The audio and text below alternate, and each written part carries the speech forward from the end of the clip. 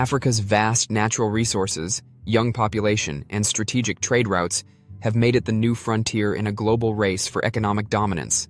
And at the center of this struggle is China, alongside the rising power bloc known as BRICS. But here's the big question. Is this an opportunity for Africa's growth, or a dangerous game that could trap the continent in long-term dependency? Let's break down the high-stakes battle for control over Africa's economy. Over the last 2 decades, China has poured over $150 billion into African infrastructure, building highways, railways, ports, and energy grids. While this investment fuels growth, there's a catch. Many of these projects are financed by loans tied to Chinese companies, raising concerns that Beijing is creating a debt-trap diplomacy strategy. Several African nations, like Zambia and Djibouti, are already struggling with unsustainable debt levels. However, BRICS, the group of emerging economies, Brazil, Russia, India, China, and South Africa, is becoming more than just a trade alliance. It's now a counterweight to Western financial institutions like the IMF and World Bank. With a shared goal of reshaping global governance, BRICS has the potential to change Africa's economic landscape, but not without internal tensions. China, being the dominant force within BRICS, has its eyes firmly set on Africa's resources and markets. It's clear that Beijing's ambitions go beyond infrastructure.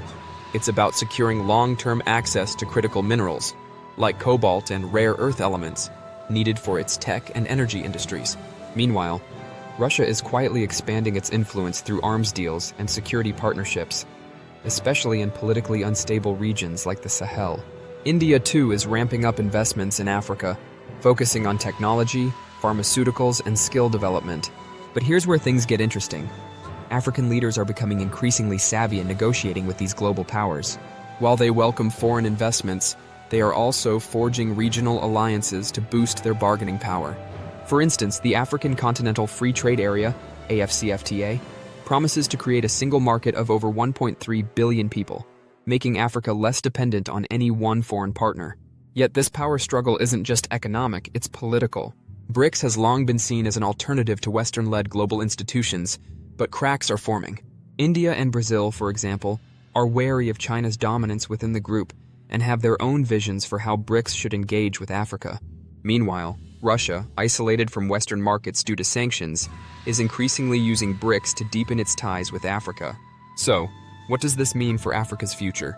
Is this the beginning of a new era of independence where African nations can leverage global competition to fuel their own development? Or will external powers continue to pull the strings behind the scenes?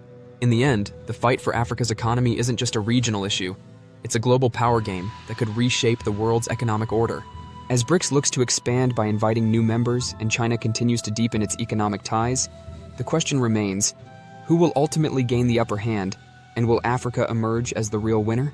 Let us know your thoughts in the comments, and if you want to stay ahead of global developments like this, make sure to hit that subscribe button and turn on notifications.